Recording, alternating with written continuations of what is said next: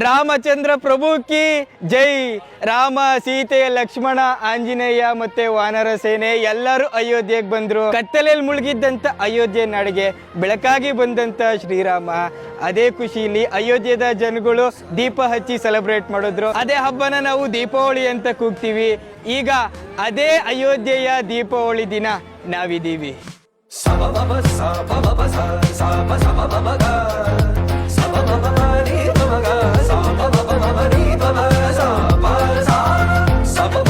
ಮರ್ಯಾದಾ ಪುರುಷೋತ್ತಮಂಗೆ ದೇವರು.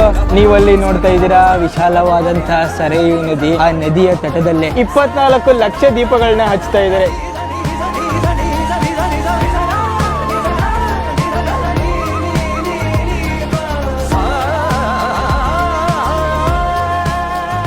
ಜಗತ್ತಲ್ಲಿ ನಾವು ಇಷ್ಟೊಂದು ಜನ ಪುರುಷರಿದ್ದೀವಲ್ವಾ, ಎಲ್ಲೆಲ್ಲೂ ಪುರುಷರು. ಆದರೆ ಪುರುಷರಲ್ಲಿ ಯಾರು ಉತ್ತಮ? ರಾಮ, ಶ್ರೀರಾಮ. ಅದಕ್ಕೆ ರಾಮನ್ನ ಪುರುಷರಲ್ಲೇ ಉತ್ತಮ ಅಂತ ಕೂಗ್ತೀವಿ. ರಾಮ ಪುರುಷೋತ್ತಮ.